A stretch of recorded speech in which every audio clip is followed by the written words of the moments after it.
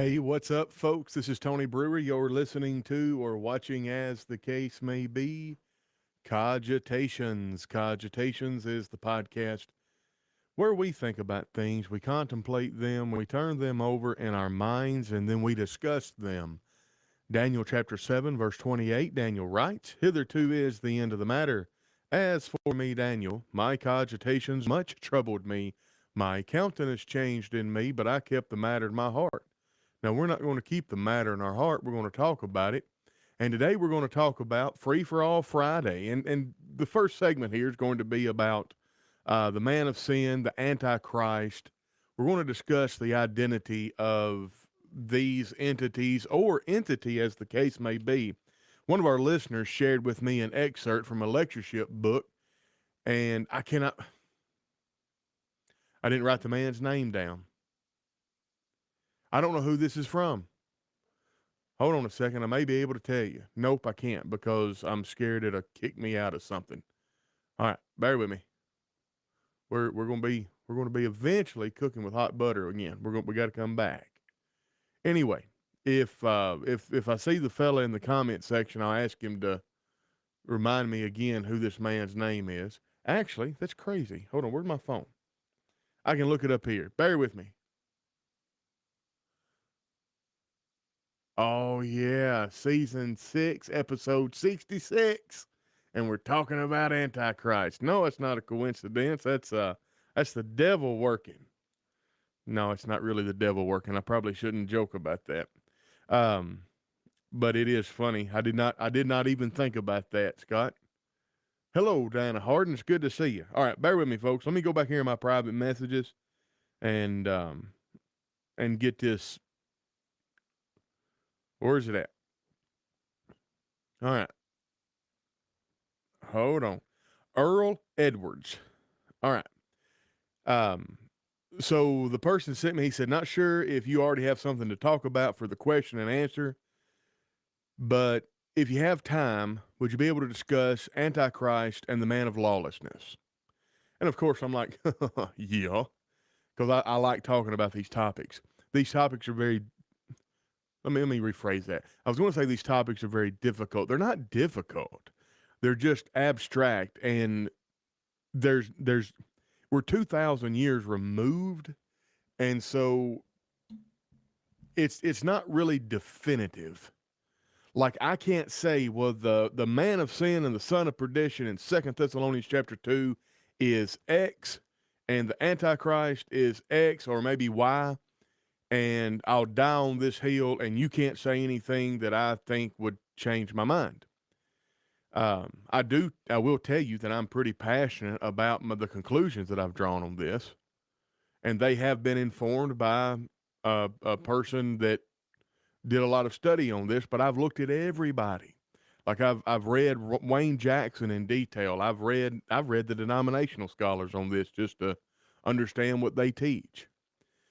They teach error, as you can imagine. The Antichrist is going to come, and he's going to be the harbinger of the destruction of the world. So yeah, that's anyway. All right. Sorry, I got distracted. So let me go back.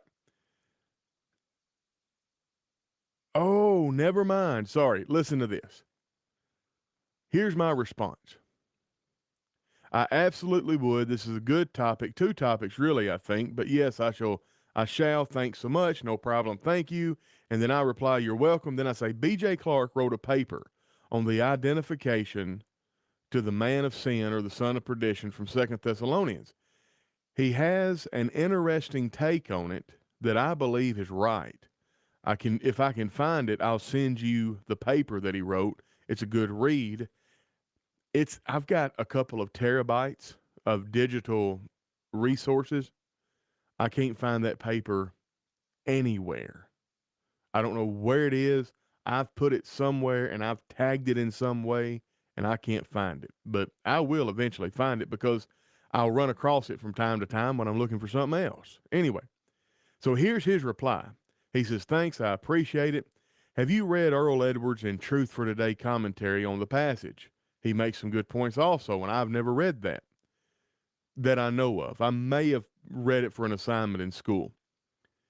I just got done reading a chapter by Goebel Music on the Antichrist and man of sin. It's interesting also. I can take a few pictures of the chapter and send it to you if you like. Well, I have those pictures, and I thought that I take about 3 hours to prepare for this podcast, and I thought that I was going to be able to get up and prepare for the podcast and read this chapter. I'm going to have to do some stuff, but I was able to look at the conclusion. And I've got the conclusion here, and we're going to read his conclusion. And if you're not familiar with the format of lectureship books, basically you'll have a lectureship, like the Memphis School of Preaching lectureship the Memphis School of Preaching lectureship will be ongoing in May, I believe. Hello, Village Fishing. Good to see you. So the Memphis School of Preaching, what'll happen is if you're invited to speak at the Memphis School of Preaching, you're assigned a topic and you have to write a manuscript. I spoke on the Truth and Love lectureships in Pulaski, Tennessee, and my topic was the pride of life. Okay. And so I wrote a 10-page manuscript on the pride of life. In fact, I'll tell you what I'll do just for grins and a little bit of nostalgia. I think if you just search my name and add Church of Christ, it will come up. My lecture. Tony Brewer, Church of Christ. All right. I've got, there's a few. There's a sermon where I preached at this congregation in Oklahoma. And I look like I weigh 100 pounds less. Man, I got to get on top of I got to be like Paul and stay on top of my body. All right. Copy. I'm going to send this to you. This is the lecture I did on the pride of life. And you may enjoy this. Well, I've got a book back here on my bookshelf that's got my manuscript in it because they compile all the manuscripts into a book, and each topic is a chapter. So that's what our brother was talking about whenever he sent me this. Well, I've never read it, but I've read the conclusion, and I'm going to have to move these pictures to my iPad and maybe blow them up and mess with the contrast or something. But I've got this. So we're going to look at this, and we're going to see what at least the conclusion that Goebel Music had to say on the matter. And I'm going to spend a few minutes here telling you what I believe it is first. So let's go to 2 Thessalonians first, and let's read this content. I am going to put, for the duration of this show, the tip jar. And the reason I do this is because folks ask me to do it. And remember, every dollar that you send us through PayPal goes into advertising for the show, to promote the brand. And I am very, very excited. We are maybe a week or two from rolling out our store. It's actually going to be on Shopify this time, and it's a print on demand. I still owe one of you a t-shirt, and I'm going to be making that right. But I have gotten a friend of mine in the United States to test it. We ordered a product this morning, and if he receives his product and it's a good quality and we're all this, that, and the other, then we're going to make this store live, and it's going to be fun. And we got some really neat products, sweatshirts, t-shirts, mugs, thermoses. We can even do wall plaques and stuff like that. And it's just going to be another way to help support the show. And the profit is going to be going into raising awareness of the brand. All right. 2 Thessalonians. I guess what we need to do is, in 1 Thessalonians, Paul wrote to the church in Thessalonica, clearing up some misconceptions about the second coming. And then he wrote the second epistle to the Thessalonians to clear up some misconceptions about the first epistle. 2 Thessalonians chapter 2. Incidentally, the first one, First Thessalonians is, well, those of us that are in Christ, if we die before Jesus returns, what's going to happen to us? No, don't worry about that. comfort one another with these words. The dead in Christ are going to rise first, and then those that are alive will be caught up as well, and then we're going to forever remain with him. That's the comfort. Oh, well, then we're going to cast off our shackles of bondage when it comes to labor and living in this world, and we're going to look to the horizon. No, no, no. Paul wrote another letter and said, listen, don't do that. If a man doesn't work, neither should he eat. You don't eschew your life here on this earth because you're waiting for Jesus, because you don't know when he's coming back. And in fact, there is something that has to happen that is preventing him from coming back because of the one who is in charge of sending him. In other words, it ain't even time. And that's what 2 Thessalonians is about. 2 Thessalonians chapter 2. Now we beseech you, brethren, by the coming of our Lord Jesus Christ and by our gathering together unto him, that you be not soon shaken in mind, or be troubled, neither by spirit, nor by word, nor by letter, as from us, as that day of Christ, as that the day of Christ is at hand. In other words, it's shortly to come. Let no man deceive you by any means. So Paul is going to give the people in Thessalonica in the first century some concrete advice and fortify them against being deceived about the second coming of Jesus. Let no man deceive you by any means, for that day shall not come, except there come a falling away first, and that the man of sin be revealed, the son of perdition, who opposeth and exalteth. Now, he's given us some characteristics. Who opposeth and exalteth himself above all, and is called God, or that is worshipped, so that he, as God, sitteth in the temple of God, showing himself that he is God. So this man is sitting in God's seat. This man, whoever this is currently in the temple, or is in the temple. And he is lawless. He's a son of perdition. He's a man of sin.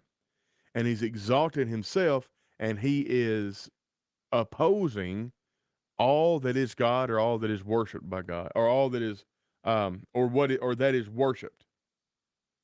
And I believe that I would read this into the context: who opposeth and exalteth himself above all, that is called God, or that is worshipped.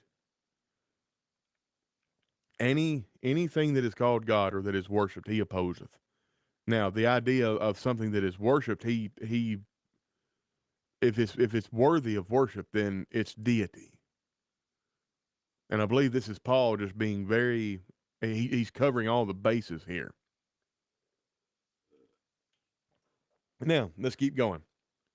Remember ye not that when I was yet with you, I told you these things. So this is not new information to them. They know what Paul is talking about.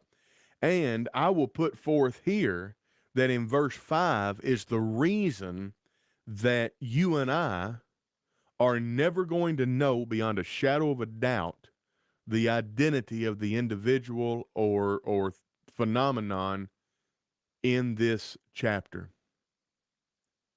Because Paul is referencing and bringing to mind a conversation and teaching that he had with them personally. And you know that a conversation is much easier to convey complex, abstract ideas and nuance than it is when you're writing. And when you're writing to people with whom you have a history in other words, if I'm going to pick Diana Harden. I have never had a face-to-face conversation with Diana Harden. We've never sat down at dinner. We've never got to know one another face-to-face. We don't know about each other's mannerisms. We just don't know much about each other at all, except I'm a Christian and she's a Christian, and we can relate on that. So if I wrote her a letter, it would sound very, very different than if I wrote a letter to Aaron Dotson back home. If I wrote a letter to Aaron Dotson, I would be speaking and referencing things that we've both experienced, and it's heavily nuanced. But he would be able to get the nuance. There is nuance, I believe, in Paul's writing to the church of Thessalonica, because he's writing here about things he's already told them. So he's bringing to their remembrance, this sermon, this lesson, this conversation, whatever. And we're not privy to that conversation or lesson. So just think about that. Verse 6. And now you know what withholdeth, that he might be revealed in his time. All right. So now you know what the holdup is. Because, verse 7, the mystery of iniquity. So evidently this iniquity is currently concealed. That's all a mystery is. The mystery of iniquity doth already work. Only he who now, the King James says, letteth, until he be taken out of the way. I believe what Paul is saying here is this man of sin, son of perdition, this iniquity, the iniquity that is concealed, it's going to be revealed. And when that happens, he that is restraining is going to stop restraining. In other words, there's nothing at all holding God back from sending Jesus except God's desire to send Jesus. You and me today, Jesus can come back at any time whatsoever. We have to be ready. All right. Now, let's keep going. And then shall that wicked be revealed, whom the Lord shall consume with the spirit of his mouth, and shall destroy with the brightness of his coming.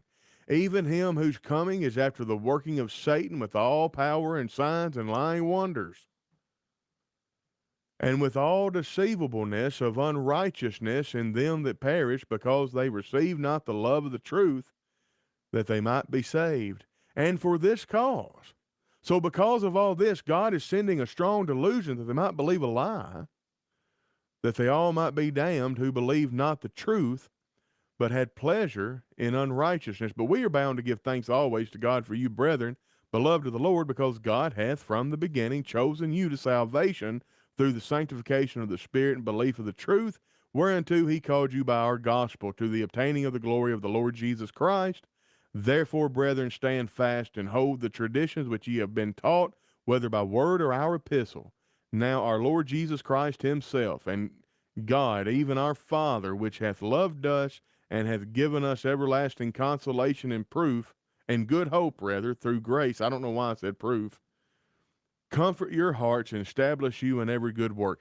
I don't know if there's another chapter in the Bible, maybe Hebrews chapter 11, that is so succinctly encapsulated in an actual chapter. Like mankind, the man that broke the letters into verses and chapters did a good job here. So who is this man of sin? Who is this son of sedition? I want to just get it out. I don't want you to wait any longer. I believe it is the Jewish high priest. Why do I believe that? Well, because he's sitting in the temple. He's setting himself up as God. He is the mediator currently between God and man of his particular of the Jewish people. Like that's what the high priest does. The high priest is the only one who can actually go into the holiest. But now, the reason he's the son of perdition, the reason why he's the man of sin, the reason why he's the son of lawlessness, is because the temple is no more the place of God's dwelling. In other words, he's apostate. There's been a falling away. So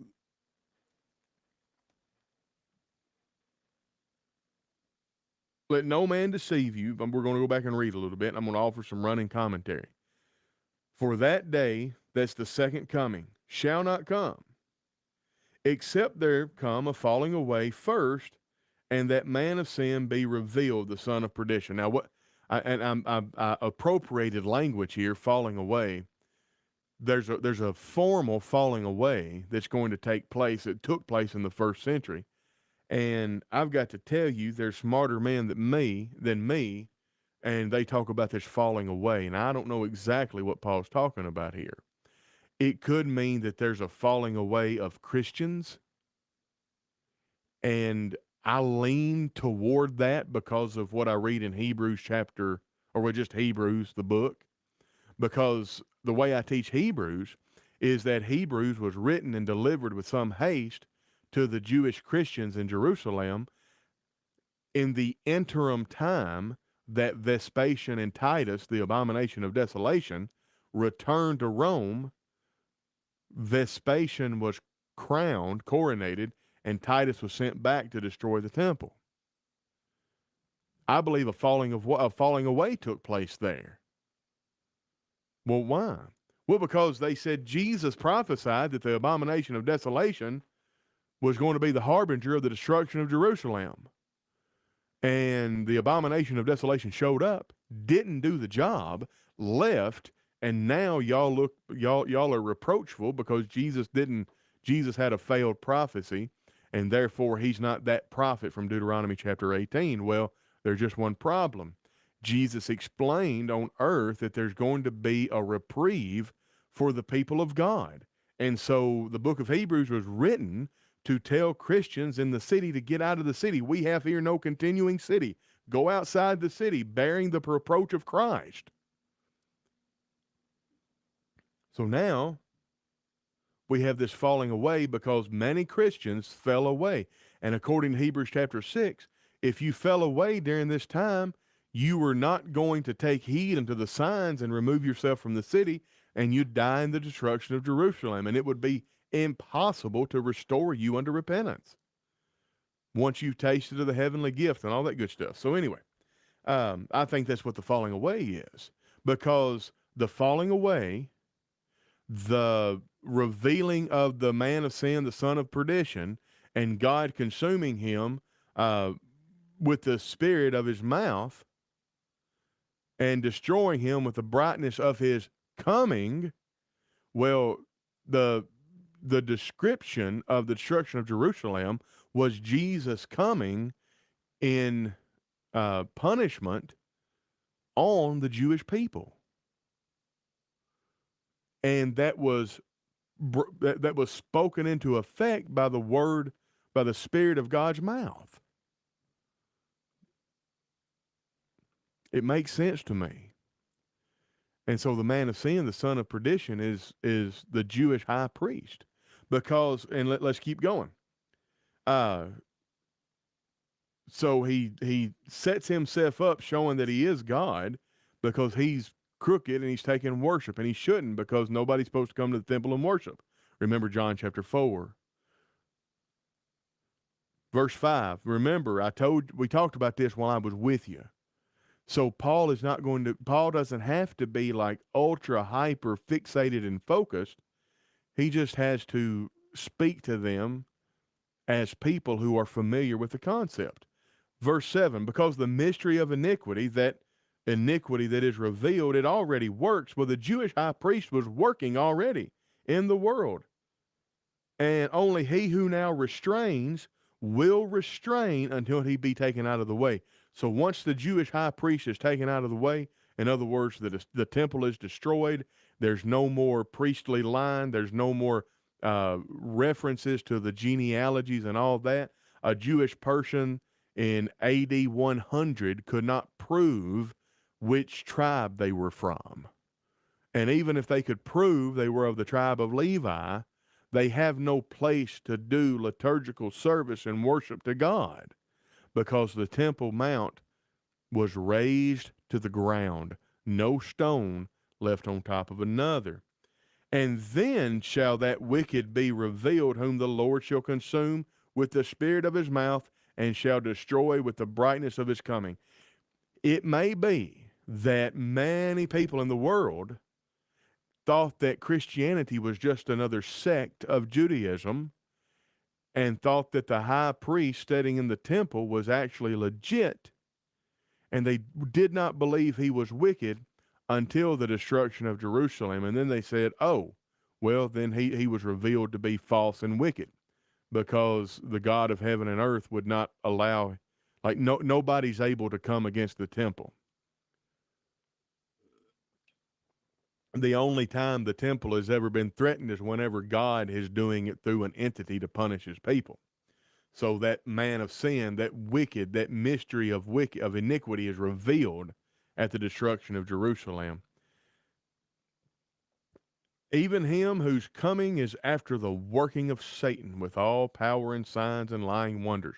And again, admittingly, this is a tough passage, but I would be able to explain it better if I could find BJ's paper. Anyway, the idea here is even the Jewish priesthood, it is after the working of Satan. It's a lie. Satan's the father of lies. Now, listen to this. Verse 10 through 12, I think, is very important because, well, and with all deceivableness of unrighteousness in them that perish, because they receive not the love of the truth, that they might be saved. What is the truth that they might be saved? Jesus isn't a false prophet. The abomination of desolation showed up. You don't have to fall away. If you believe that Jesus is who he said he is, and you paid attention to Jesus when he was teaching on earth, then you would know that the abomination of desolation showing up. You know he's going to have a reprieve. So, or the Christians are going to have a reprieve, and you should have been able to put two and two together. But God sent a strong delusion that you might believe a lie. What is the strong delusion that you might believe a lie? Because Jesus has not come back yet. He's never coming back, because the destruction of Jerusalem didn't happen whenever the abomination of desolation showed up. They believe the lie that Jesus is not the Son of God, because you can't have a prophet prophesy a prophecy and the prophecy not come to fruition. All right. And for this cause, God shall send them a strong delusion that they should believe a lie, that they all might be damned who believed not the truth, but had pleasure in unrighteousness. Could you imagine in Jerusalem, when the abomination of desolation left, the Christians who went back into Judaism and their Jewish cohorts, how they would take joy and laugh the faithful Christians to scorn? You're following a false prophet. You're following an impotent Messiah. He said X was going to happen. X showed up and X didn't do what Jesus said he was going to do. He's a false prophet. Folks, I believe that the abomination of desolation, leaving and going back to Jerusalem, those people looked at that and said, you know what? Because the abomination of desolation did not do what Jesus said it was going to do, then Jesus is a false prophet. And they were deluded, and they believed that lie. You see, that was God working. So God caused them to be delusional in a manner of speaking. It's the same way God hardened Pharaoh's heart. God hardened Pharaoh's heart by his actions.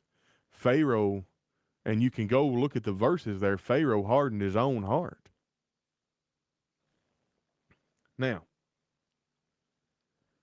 is this a salvation issue? No. I'll tell you the things that I've heard of people who said that the abomination of desolation is. I've heard that the abomination of desolation is the beginning of Gnosticism. So the beginning of Gnosticism, think about it. Gnosticism denies Christ, denies deity, says that through your own meditation, your own volition, you can become enlightened. That's Gnosticism. Well, the Colossian heresy was the seed of Gnosticism. The Colossian heresy was the seed that would grow into the tree of Gnosticism. And if you personify Gnosticism, it kind of works. but I don't think that's as strong. I don't think that's as strong as an argument for the Jewish high priest. I've also heard some people say, and Wayne Jackson, I believe, takes this position that the son of sin, the man of perdition, in 2 Thessalonians 2, is the Catholic Pope or the Catholic Church and the Pope and all that. And I'm like, well, that can't be true because A, the Catholic Church was not working in the world then, and B, um, hold on a second, right here, verse 4, who opposeth and exalteth himself above all that is called God or that is worshipped, so that he as God sitteth in the temple of God. No person claiming to be the Pope has ever sat in the temple of God. And I'm not talking about the physical temple that was on the mount in Jerusalem. I'm using the temple as these people define the term. They define the temple as the church. The Pope has never been a member of the church. The Pope has never even been a Christian. He's always, in fact, there's a better argument, in my opinion, for the Pope being Antichrist. The quote-unquote Antichrist. And there's no such thing as the Antichrist. So, in other words, you would have to change the definition of things in order to shoehorn the Pope in here. And I respect and admire my brother, Wayne Jackson. He's gone on to his reward, and I'm certainly not going to rake him over the coals. But it's, I just don't see it being the Pope. Like, you can't get past that one hurdle. The Pope has never been in the temple. Oh, well, Scott, you're welcome. I did not see your comment there. Tony, are there points for and against the church at Rome being the man of sin? Yes. And look, I'm go to Christian Courier. I think that's Wayne Jackson's website, and just type that in and read what he has to say on it. Don't just dismiss it out of hand because I made a 3-minute reference to it on a podcast. Like I said, if Wayne Jackson were here right now, I'd push back against him and we'd kick it back and forth and flip it around and poke at it and prod it. But we'd leave as brothers. There's no way I would make a split over this, and it just wouldn't bother me at all. And if that's not our attitude, then we don't have the stuff to be able to talk about stuff like this. Bishwaji, I think that's how you pronounce that. Great topic. Thank you. Goodness, we got 145 folks in. Excellent. Now, I'm going to read Goebel Music's chapter, and I wish the brother that sent me this was in here, because I would just simply ask him, from your reading, what was Brother Music's conclusion of what was Brother Music's conviction on who the identity of this person was. I think I can deduce it from this conclusion, but I'm going to read this conclusion, and bear with me. It's hard for me to see. All right.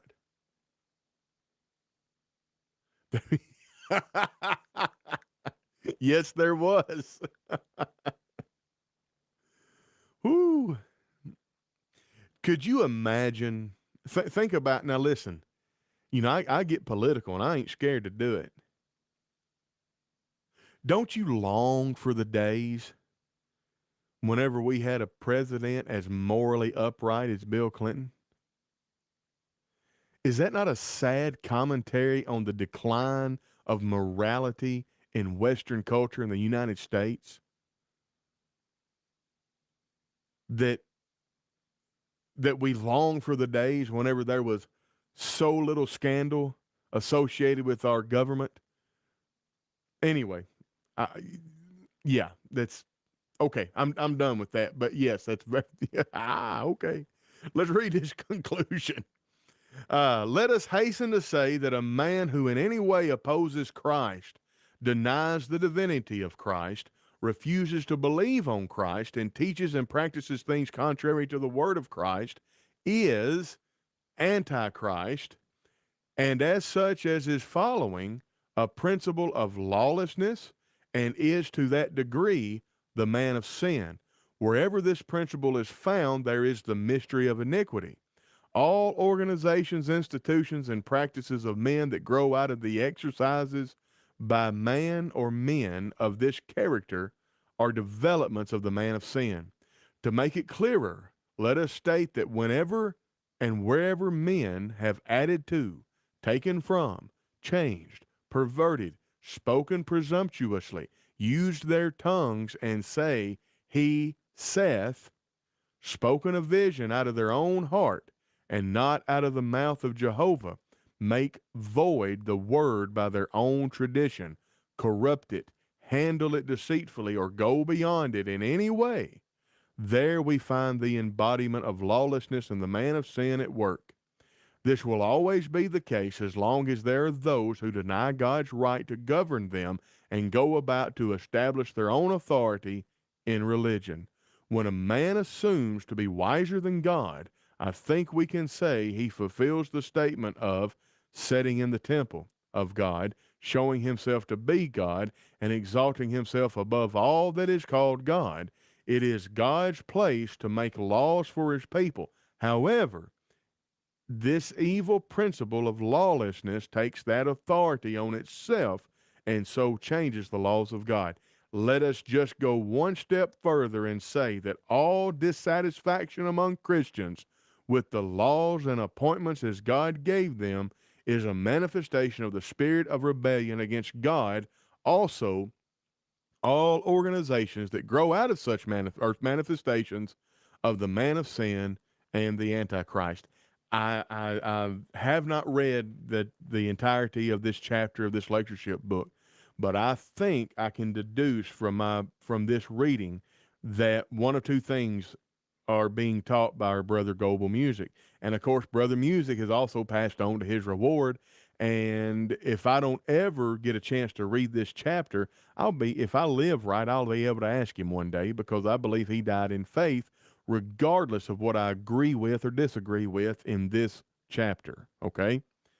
I believe what my brother Goebel Music is saying here is he's making the case that Antichrist and the son of sin, the man of perdition, or the man of sin, the son of perdition, the son of lawlessness, are the same entity, and that anyone who opposes Christ can be classified with these designations. Either that, or he made a case for the identity of the son of sin, the man of sin and the son of perdition and Antichrist in the chapter, and I'm not privy to that because I wasn't able to read it. And here in the conclusion, he's making a 21st century application. Now, let me tell you something. This conclusion right here is a very, very good, even if you are dogmatically associated with what I taught here today, that the man of sin and the son of perdition is the Jewish high priest.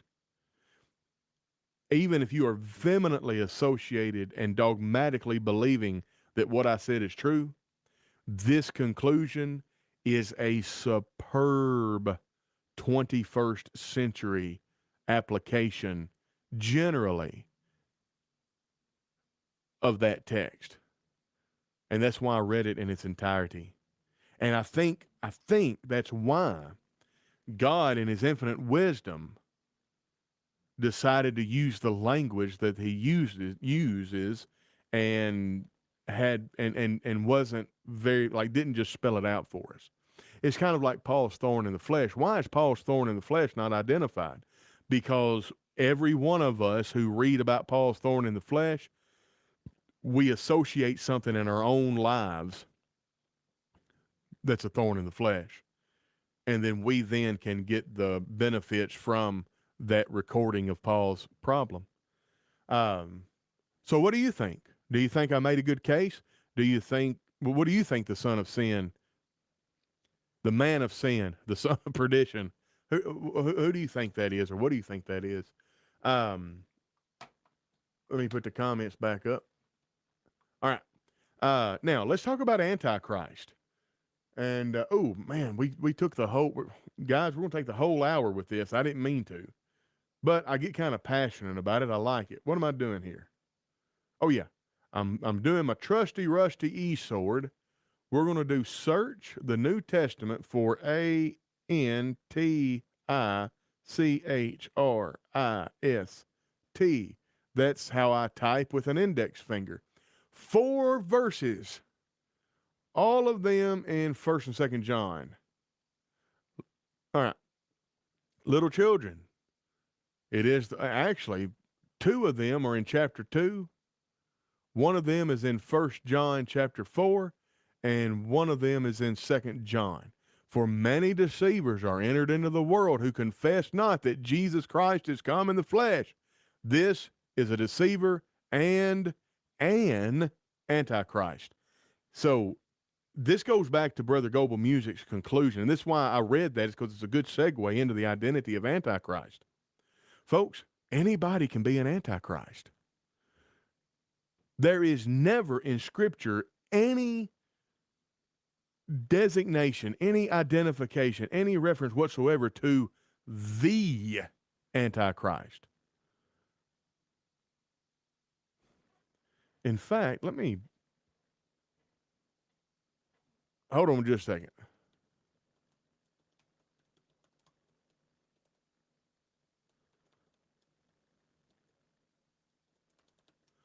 I want to make sure I didn't spell it right. Yeah, so here's what I did. I wanted to know what was out there. I Googled, is the Antichrist mentioned in the book of Revelation? Revelation 13, the first beast rises out of the sea and is given authority and power by the dragon. According to Wikipedia, the first beast is interpreted as the Antichrist. There's just one problem. How in the world can you interpret? Well, let's just go to Trusty Rusty. All right, let's go to Revelation chapter 13, starting verse 1 through 10. Hold on. All right. And I stood upon the sand of the sea and saw a beast rise up out of the sea, having 7 heads and 10 horns, and upon his horn 10 crowns, and upon his heads the name of blasphemy. And the beast which I saw was like unto a leopard, and his feet was as the feet of a bear, and his mouth as the mouth of a lion. And the dragon gave him power, that's Satan, by the way, I believe, and his seat and great authority. Satan set him up. And I saw one of his heads, as it were, wounded to death, and his deadly wound was healed, and all the world wandered after the beast. And they worshipped the dragon, which gave power unto the beast. And they worshiped the beast, saying, Who is like unto the beast, and who is able to make more war with him? And there was given unto him a mouth speaking great things and blasphemies and power. Anyway, there's nothing here that would identify this as Antichrist. Because again, we have, and I'm going to go back to Trusty Rusty. Let's go to search. We have an identity of Antichrist. Many deceivers are entered into the world who confess not that Jesus is come in the flesh. Well, I guarantee you that that beast that rose out of the ground or rose out of the sea, that's the sea of people, if he's associated with Satan, he would say, yeah, that's Jesus come in the flesh, and I'm here to oppose him. So as weird as this is going to sound, if we look at that designation, the beast is going to be a deceiver, but I mean, he's not going to deny that Jesus was in the flesh. I don't think. I could be wrong about that, but anyway. All right. Let's go to 1 John chapter 2, and I'm going to go there in my hard copy. Well, it's not a hard copy of the Bible. It's a really soft and supple goatskin bound copy of the Bible. 1 John chapter 2. There's a preacher, a missionary. He spent a lot of time in Africa. His name's Loy Mitchell. And he'd go, Big John. And that meant the gospel of John. Then he'd go, Little John. And the funny thing about him going, Little John, He was like 6 foot 17 and a half inches tall. And I mean, he had a wingspan of about 9 foot and 37 inches. It was, just a mountain of a man. And he sure could preach. He preached a hole in the ground. And I'm not exaggerating. I've told you a million times I don't exaggerate. All right. Sorry. Okay. Let's go. Where am I at? 1 John chapter 2. All right, I'm going to start reading in verse 15. Love not the world, neither the things that are in the world. If any man love the world, the love of the Father is not in him. For all that is in the world, the lust of the flesh, the lust of the eyes, and the pride of life is not of the Father, but is of the world. And the world passeth away, and the lust thereof. But he that doeth the will of God abideth forever. Little children, it is the last time. And as ye have heard that Antichrist shall come, even now there are many Antichrists, whereby you know that it is the last time. I wonder if, it's a conjecture, I wonder if this is associated with the falling away. And these people saw the abomination of desolation, and they're saying, Jesus Christ hasn't come in the flesh. You see, those people would have been once of us, but would have not really been of us because they went out from us. They've tasted the heavenly gift. Think about that a minute. Again, just something to think about. All right. They went out from us, but they were not of us, for if they had been of us, they would have no doubt had continued with us. But they went out that they might be made manifest that they were not all of us. I think this is John's way of saying that if they would have remained with our group, they wouldn't have left, that they left for the sole purpose of wreaking havoc. When they left, they were manifest as not being part of the fellowship. But while they were with them, they were chameleons and they blended in. Have you ever known people like that? I have. But ye have an unction from the Holy One, and you know all things. This, you and I, folks, have no whatsoever unction from the Holy One. This is miraculous. John is saying, you've had prophecy, you have the gift of discernment. You know all things. You know this. I don't have to write this to you. I have not written unto you because you don't know, but because you know it, and that no lie is of the truth. So he's writing this to them to steel them, S-T-E-E-L, strengthen them, and to put them in remembrance of the truth that they already know. This is evident. Who is a liar but he that denieth that Jesus is the Christ? He is an antichrist that denieth the Father and the Son. How many more times do we have to read that? The Antichrist is a person that denies that Jesus is the Son of God. All right. Let that therefore abide in you which ye have heard from the beginning. If that which ye have heard from the beginning shall remain in you, ye shall also continue in the Son and in the Father. And this is the promise that he hath promised us, even eternal life. All right, let's go to 1 John 4. I'm going to start reading in verse 1.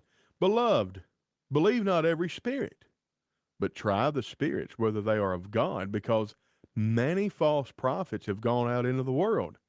Well, he just told you that there were people who were able to go out into the world that were not in fellowship with God.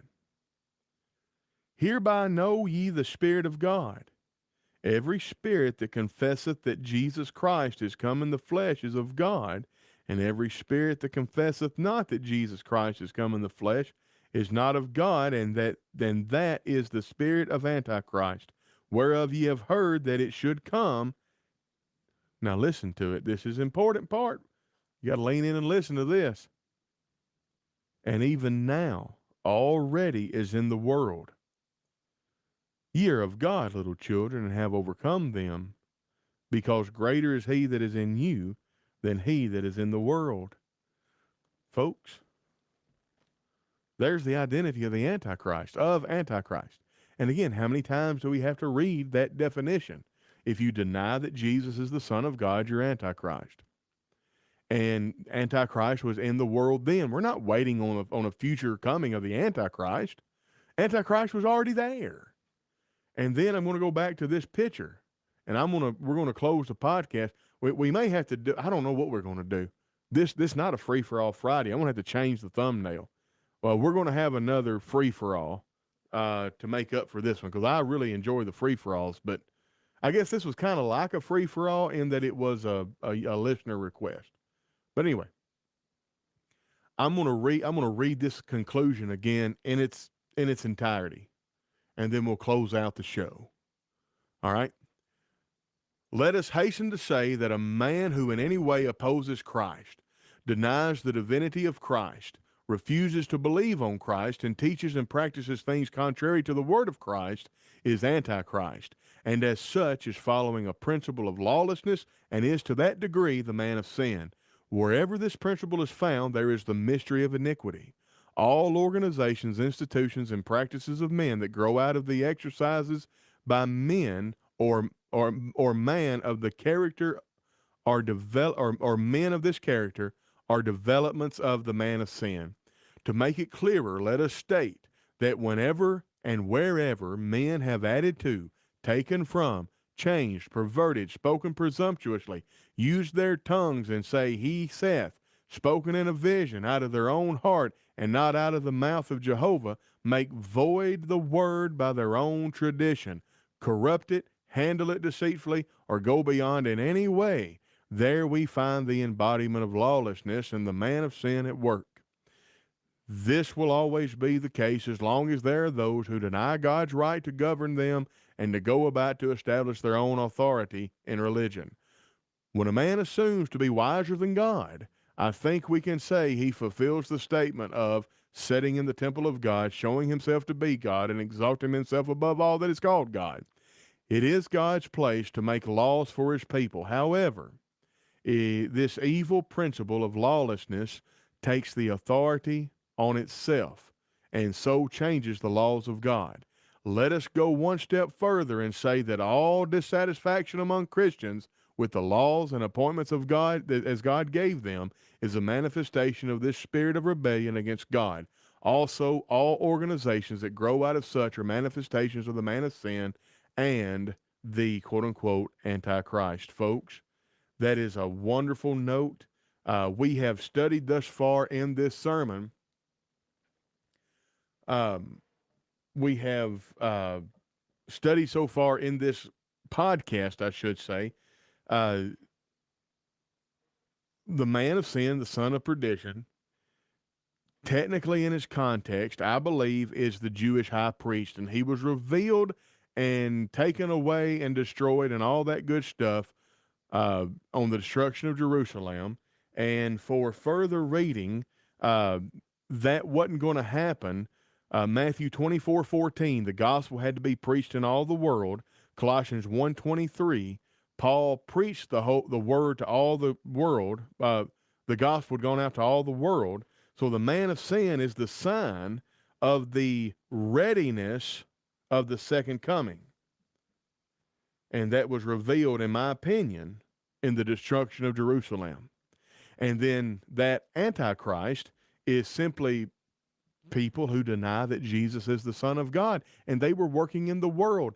And probably, specifically, Cerinthus, a Gnostic scholar in the first century, is about whom John was speaking. And it's probably why John wrote the Gospel of John, because the Gospel of John argues so very succinctly and adequately against the specific brand of Gnosticism that Cerinthus was espousing. And Cerinthus was espousing that Jesus did not come in the flesh. So that's it. That's what we studied. Now, if you want to be a man of a son of perdition and a man of sin or a woman of sin, just deny Christ, Set yourself up in your own life. In other words, don't sit at Jesus' feet, sit at his seat. And you'll be Antichrist. You'll take upon yourself the spirit of the man of sin and the son of perdition. Thank you so much, Diana Harden, Paige Perry. If we want to submit an anonymous free for all, hold on. If we want to submit an anonymous free for all Friday question and to request for a topic for you and Aaron to cover, what's the best way to send that? Well, I'm glad you asked. For show topics and questions, send an email to christianityisnow@gmail.com. christianityisnow@gmail.com. If you go to Christianity Now Facebook page, you can private message us and we'll get it there as well. And it'll be anonymous. In fact, the person that sent me this topic for today, he's a friend of mine on Facebook, and he just sent it to my personal Facebook page, profiles, private messages. You can do that as well. But if you're not my Facebook friend, it'll go into a separate deal that I won't get the notification for. But if you send it to christianityisnow@gmail.com, then you'll be able to, it'll get to me and I'll be able to see it because I'll get a notification of it. And if you send it to Christianity Now Facebook page and send it through the messenger there, then Aaron and I will be able to get it. So that's how you do that. Thank you so much, Paige Perry, for asking that. And I look forward to reading your questions and such. What am I doing now? Yeah, let's do this. All right, I'm gonna put the tip jar back up. Remember, we would love for you to support us monetarily. If you cannot support us monetarily, but you still want to help us out, there's a few things that you can do that's totally free. First off, subscribe to the YouTube channel, go to the Facebook page and like it, and go to invite your friends and just select all. And if you've got 5,000 friends in your friends list, or if you've got 5 friends in your friends list, invite every one of them to follow the page. And then go to Substack. Go to Substack, Christianity Now at Substack, and subscribe for free. And every time you get an email about an article that we've written, copy and paste that sucker into your Facebook and say, hey, everybody, read this article. And let me tell you something, that is priceless.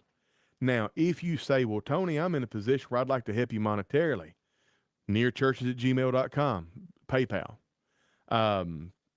In fact, you can also do a $5 a month subscription on Substack. But if you want to be like, I just want to set something and forget something, I want to help you monthly, but how do I do that? Well, $5 at Substack. Well, I can't really do $5. Can you do $1? www.patreon.com/Christianity Now. And you can give them your information, and every month they'll take $1 out of your whatever you give them, and that's only $12 a year. And think about if everybody that listened to the podcast that said, man, I wish I could help them boys out, if they just helped out $1 a month, think about how much budget we would have for advertising, for promotion, for product design, and stuff like that. Paige Perry. Oh, the articles, Substack. Let me, you know what? Where is captions? The, here, usually I have this ticker going on. Subscribe to our Christianity Now Substack. So go to substack.com. In fact, let me do this. Hold on. Let's go to dashboard. I'm going to visit my site. Copy.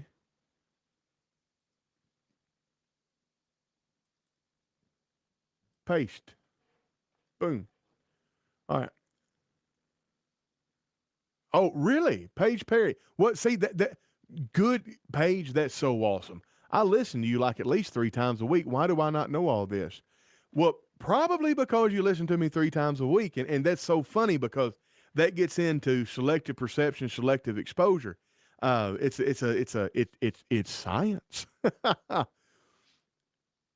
stuff like the reason content creators do this stuff is because we have to do it every time, because it fades into the minutia, and your brain, it literally just goes in one ear and out the other.